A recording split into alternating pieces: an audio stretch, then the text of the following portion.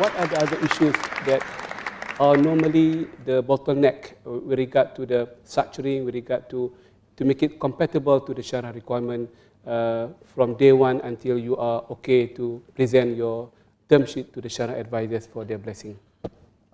From our point of view, there are two types of private equity products. There are the pure Sharia compliant standalone private equity products, which means that there is an investment fund structured as an Islamic private equity fund, be it in an Islamic jurisdiction or not, that doesn't matter. Could be Cayman, Jersey, Guernsey, or DIFC, Bahrain, Saudi Arabia. If that type of structure is easier to put together simply because the investment guidelines of the private equity fund will identify what the fund is going to invest in by way of sectors, type of companies, how mature those companies are, and at the same time we'll have a section on Sharia investment guidelines. So that's part and parcel of the overall investment strategy of the fund. Everything relating to the Sharia audit, the reporting requirements is built in. Any risk factors that are particular to Sharia investing, which could involve concentration sometimes because you have a smaller universe than non-Islamic private equity funds. All of this is captured in a standalone set of documents. The other issue that comes up in private equity, of course, is leverage, especially in leverage buyouts. If you are a standalone Islamic fund, then you have probably access to Islamic debt as well, or Islamic financing to be more accurate. And you have Islamic banks that can support you in acquisition financing and take security over the target company or the shares of the acquisition company. Of course, it can be structured in different ways.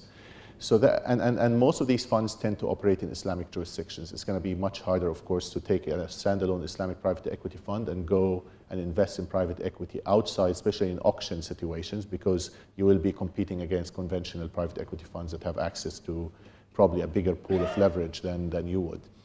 The problem arises in the second type, which is Islamic investors trying to gain access to international private equity funds, the big leverage buyout funds. The problem there is that those funds are so large, some of them raise billion-dollar plus, sometimes even a few billion for the big names in the US like the Blackstone or KKR or what have you. And some Islamic investors want access. The problem is you are one limited partner with a number of limited partners. Some of those other limited partners or investors are putting in big amounts of money, which entitles them to certain rights, preferred rights. Could be lowered placement fees, could be lower carried interest, could be a vote on or a board's membership seat on the advisory board. And in a way, they will not be willing to change the terms of the overall fund to attract the Islamic investors.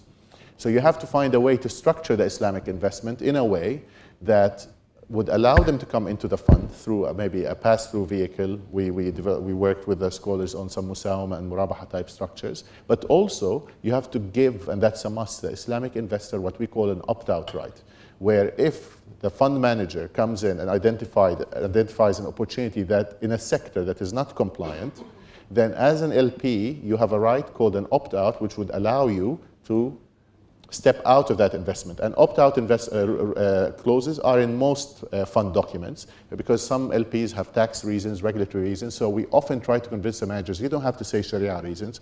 Keep the word regulatory reasons in there because most Islamic investors from a regulatory point of view, they can't invest conventionally, and give them that access. So I think that issue of leverage, convincing the big fund managers who have access to the best deals to actually create separate asset classes for Islamic investors, they haven't yet. So the cost of structuring those vehicles becomes very high. Okay. Perhaps I can give you some preemptive question later on. How do you see with regard to conversion of PE? They are conventional big size, they wanted to convert into Islamic. What are the Sharia and legal perspective to convert? Because we have to allow people to convert. Right. Because we cannot start from zero. They are big, but they wanted to be Islamic or Shariah compliant. So what are the challenges moving forward?